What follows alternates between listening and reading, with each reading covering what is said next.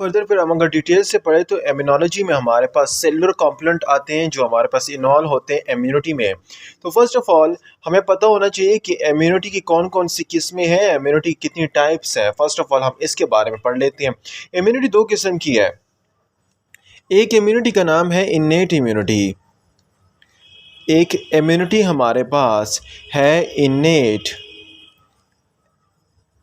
Immunity, और दूसरी हमारे पास जो इम्यूनिटी है उसका नाम है हमारे पास एक्वायर्ड इम्यूनिटी। तो दो किस्म की हमारे पास इम्यूनिटी है, एक इन्नेट इम्यूनिटी है और दूसरी हमारे पास एक्वायर्ड इम्यूनिटी है।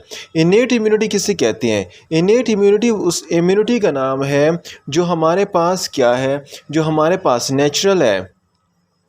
हर उस इम्यूनिटी का नाम इन्नेट इम्यूनिटी है जो नेचुरल है, जो हमारे पास नॉन स्पेसिफिक है।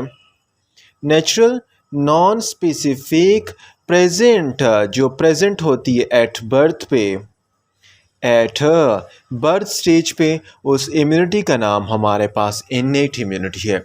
लेकिन ये इम्यूनिटी, एक्वायर्ड इम्यूनिटी की अगर बात करूँ तो ये हमारे पास जो इम्यूनिटी एडॉप्टेड है, जो इन्वायरमेंट से एडॉप्ट की गई हो, और ये हमारे पास नॉन स्पेसिफिक, ये हमारे पास स्पेसिफिक है, जो हमारे पास against, it is specific against specific antigen, specific antigen के ख़िलाफ़ होती है। तो इस इम्यूनिटी का नाम एक्वायर्ड इम्यूनिटी है, जबकि वो इम्यूनिटी जो प्रेजेंट होती है बर्थ पे और जो हमारे पास नॉन स्पेसिफिक है उसका नाम इन्नेट इम्यूनिटी है।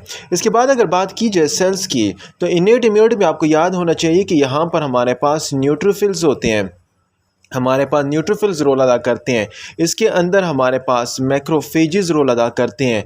इस इम्यूनिटी में हमारे पास नेचुरल किलर सेल्स रोल अदा करते हैं। इस इम्यूनिटी हमारे पास कॉम्प्लीमेंट सिस्टम जो है वो अदा करते हैं रोल। तो कॉम्प्लीमेंट सिस्टम, नेचुरल किलर से, न्यूट्रोफिल्स, मैक्रोफेजेस और वगैरह हमारी कहाँ पर आती है? इन्नेट इम्यूनिटी में आती है। लेकिन यहाँ पर अगर मैं सेल्स की बात करूँ तो आपको पता होना चाहिए कि यहाँ पर जितने भी टी सेल्स हैं और जितने भी बी सेल्स हैं ये हमारे पास एक्वायर्ड इम्यूनिटी में आते हैं। देखिए, टी सेल एक्टिवेट होंगे। टी सेल पहले तो अपना जो ही जर्म्स है, जो भी पैथोजन आ रहा है, उस पैथोजन को डायरेक्ट खुद ही किलिंग कर लेगा। सही, पैथोजन की खुद ही किलिंग कर देगा। लेकिन अगर पैथोजन किलिंग नहीं कर सकते तो टी सेल एक्टिवेट करेगा बी सेल को, और बी सेल हमारे पास क्या करेगा? बी सेल हमारे पास प्लाज्मा सेल सिक्रेट करेगा, और उस प्लाज्मा सेल के सिक्रेट होने से फिर हमारे पास नेक्स्ट एंटीबॉडी प्रोड्यूस होंगी, और वो एंटीबॉडी प्लाज्मा सेल से फिर आगे अगेंस्ट काम करेंगी, इन माइक्रोब्स के जो पैथोजन आ रहा है उसके ख़िलाफ़ काम करेंगी। तो यहाँ पर आपको इतना पता होना चाहिए कि न्यूट्रोफिल, मैक्रोफेज, नेचुरल किलर से कम्प्लीमेंट हो गया। इसके अलावा हमारे पास मोनोसाइट्स जितने भी हैं, जो मोनोसाइट जो हमारे पास सर्कुलेटिंग सेल हैं, और ये हमारे पास जो ही टिश्यू लेवल पर पहुँच जाते हैं, और टिश्यू लेवल पर पहुँचने के बाद ही हमारे पास कन्वर्ट हो जाते हैं मैक्रोफेजेस में। इसके बाद हमारे पास डेंड्राइटिक सेल जितने भी हैं, और एंटीजन प्रेजेंटिक सेल हमारे पास जितने भी हैं, मोस्ट प्रॉबेबली हमारे पास इन्नेट इम्यूनिटी में आता है। तो आपको पता होना चाहिए कि इन्नेट इम्यूनिटी इन सेल पर बना है, और एक्वायर्ड इम्यूनिटी की बात करो तो टी, बी सेल और अगेंस्ट स्पेसिफिक सेल्स के ख़िलाफ़ है, वो क्या है? वो एक्वायर्ड इम्यूनिटी है। इसके बाद अगर मैं बात की जाए तो इन्नेट इम्यूनिटी हमारे पास प्रेजेंट है बर्थ से ही। तो बर्थ से ही प्रेजेंट है, तो इसका मतलब ये है दिस इम्यूनिटी इज़ जेनेटिकली हमारे पास इनकोडेड है। This immunity is genetically encoded immunity. Genetically encoded है हमारे पास नॉन स्पेसिफिक एंटीजन के ख़िलाफ़। जितने भी नॉन स्पेसिफिक एंटीजन हैं, जो भी एंटीजन आ रहा है उसके ख़िलाफ़ ही जेनेटिकली इनकोडेड है। जबकि ये वाली immunity is not, this immunity is not genetically encoded. ये हमारे पास जेनेटिकली इनकोडेड नहीं है, तो मतलब ये है कि ये नॉन इनहेरिटेबल है, ये हमारे पास इनहेरिटेबल भी नहीं है। हाईली स्पेसिफिक है, इनहेरिटेबल भी नहीं है। लेकिन याद रहे इसका स्पेसिफिक एक्शन क्यों होता है। आपको पता है ये स्पेसिफिक एक्शन क्यों करता है? स्पेसिफिक एक्शन इसलिए करता है क्योंकि इसके अंदर हमारे पास एक फैक्टर होता है, और उसका नाम है VDA। VDJ रिकॉम्बिनेंट एक होता है और उस VDJ रिकॉम्बिनेंट में क्या आती है, वेरिएशन आती है और वो वेरिएशन करके हर हर हर हर जो पैथोजन है वो उसके ख़िलाफ़ स्पेसिफिकली काम करता है। तो इस VDJ रिकॉम्बिनेंट की वजह से ये नॉन जेनेटिक होने के साथ साथ हमारे पास स्पेसिफिक एक्शन परफॉर्म करता है। अभी इसकी बात अगर की जाए, ये वाली इम्यूनिटी, अगर इनेट इम्यूनिटी अगर कोई जेनेटिकल या जीन्स में आ रही है, किसी इम्यूनिटी में रेजिस्टेंस आ रही है किसी भी पैथोजन के ख़िलाफ़, कोई भी पैथोजन आपकी बॉडी में मौजूद है और उस पैथोजन के ख़िलाफ़ इनेट इम्यूनिटी में तो रेजिस्टेंस है, तो वो रेजिस्टेंस याद रखें, वो resistance through out the life होगी, थ्रू आउट द लाइफ वो रेजिस्टेंस सारी ज़िंदगी होगी और वो ट्रांसफ़र होगी पेरेंट से किसको, ऑफस्प्रिंग को, वो पेरेंट से ऑफस्प्रिंग को ट्रांसफ़र होगी वो रेजिस्टेंस। लेकिन यहाँ पर कहानी जो सिनारियो है, यहाँ पर सिनारियो डिफरेंट है। यहाँ पर सिनारियो की अगर मैं बात करूँ तो ये वाली जो है, ये अगर माइक्रोबियल के ख़िलाफ़, माइक्रोब्स के ख़िलाफ़ अगर ये हमारे पास रेजिस्टेंस कर लेता है, वो रेजिस्टेंस जो हो जाती है, लेकिन वो रेजिस्टेंस एक तो इनहेरिटेबल नहीं है और दूसरा थ्रू आउट द लाइफ भी नहीं है। तो ये हमारे पास माइक्रोबियल रेजिस्टेंस तो हो जाती है एट दैट स्पॉट, लेकिन ये इनहेरिटेबल भी नहीं होती और ऑन द स्पॉट नहीं। ये जो इम्यूनिटी है, ये अगर इनेट इम्यूनिटी की बात करें, इनेट इम्यूनिटी हमारे पास आपको पता होना चाहिए ये ओकर होती है रैपिडली। ये जो ही माइक्रोब्स आ गया नॉन स्पेसिफिकली रैपिडली हमारे पास फ्यू मिनट से लेकर फ्यू हावर्स तक हमारे पास ये इम्यूनिटी क्या हो जाती है, जनरेट हो जाती है और रैपिडली जनरेट होती है और उसके साथ हमारे पास डायरेक्ट इन्फ्लेमेशन काज कर लेती है।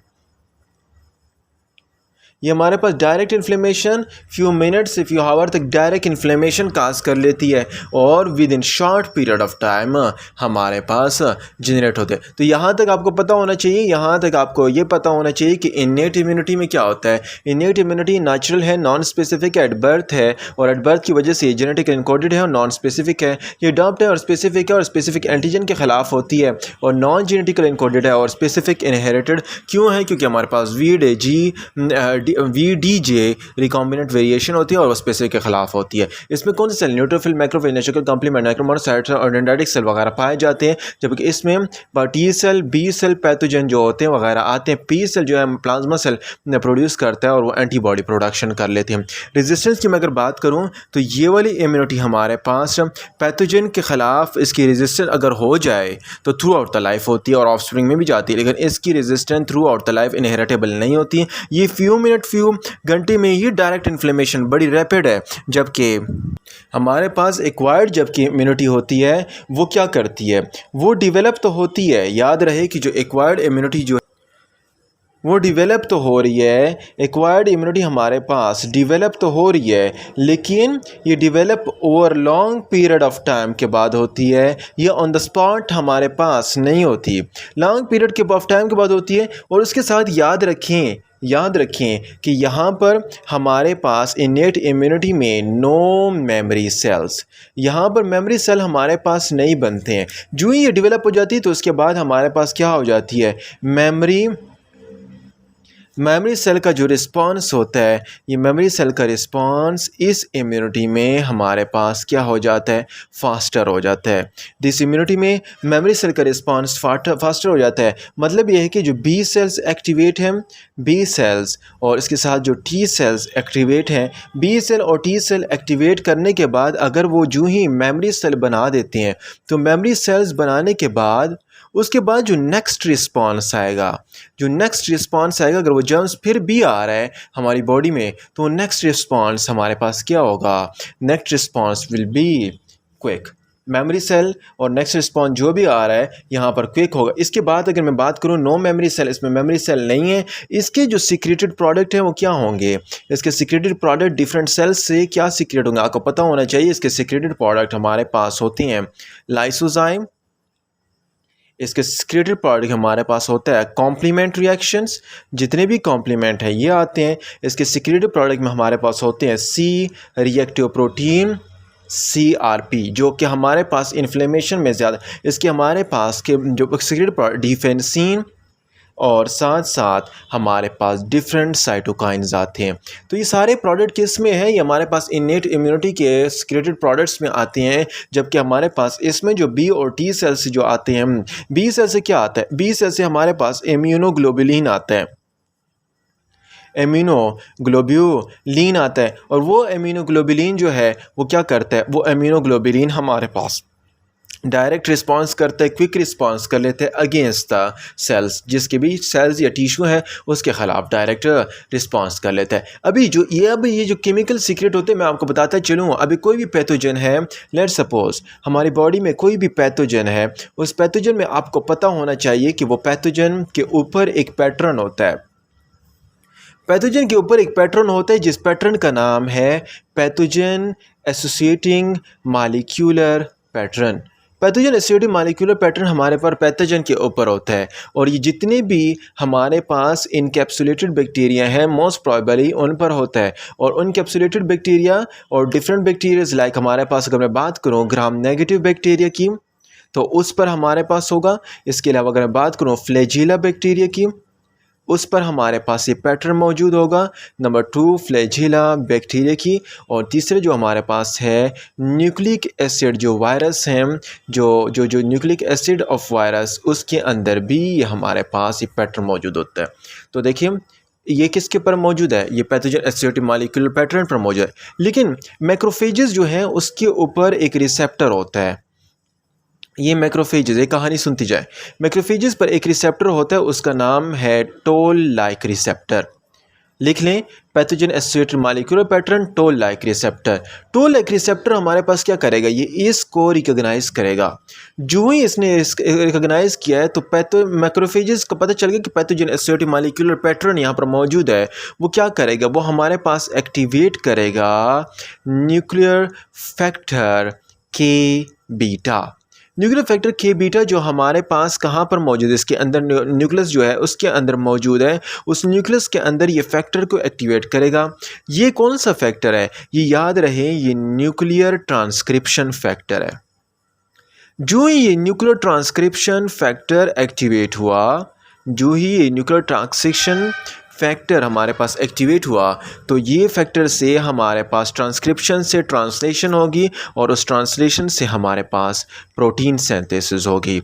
अभी कौन कौन सी प्रोटीन सिंथेसाइज आपके होंगे, आपके यहाँ पर इसमें इंटरल्यूकिन 1 सिंथेसाइज होगा, इंटरल्यूकिन 6 सिंथेसाइज होगा, इंटरल्यूकिन 23 सिंथेसाइज होगा। अभी ये 6, 1, 23 ये क्या करेंगे, डायरेक्ट जाएंगे इस पैथोजन की किलिंग करेंगे। तो इस तरह आपने 1623 से आप याद रखिए कि 1623 हमारे पास किस तरह, ये कौन सी इम्यूनिटी में हो रहा है, ये सारा सिनारियो इन्नेट इम्यूनिटी में हो रहा है। अगर कोई पैथोजन आता है तो उस पर पैथोजन एसोसिएटेड मॉलिक्यूलर पैटर्न है, वो ग्राम नेगेटिव फ्लैजिला और वो हमारे पास मॉलिक्यूलर रिसेप्टर जो है वैसे क्या कर लेते हैं, यहाँ पर डिटेक्ट कर लेते हैं और उसके बाद एक्टिवेट हो जाता है उसको न्यूक्लियर फैक्टर के बीटा, जो न्यूक्लियस पे न्यूक्लियर टॉक्सिसिटी फैक्टर एक्टिवेट करता है और वो फर्दर प्रोटीन एंड 1, 6 और 23 को एक्टिवेट करके उस पैथोजन को डिस्ट्रॉय कर देता है। तो इस तरह इनेट इम्यूनिटी और साथ साथ हमारे पास इनेट इम्यूनिटी में बताता, एक बार छोटी सी रिवीजन करते हैं।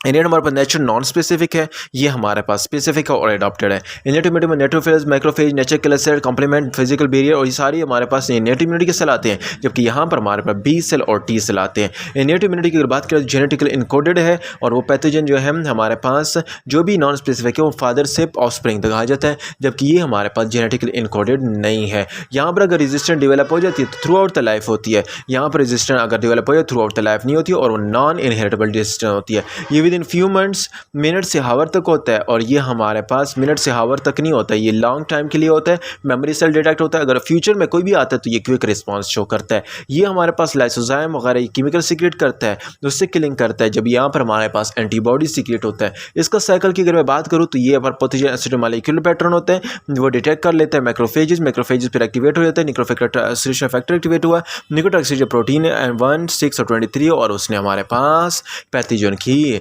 किलिंग कर दी। तो ये साइकिल इनेट और एडेप्टिव इम्यूनिटी में।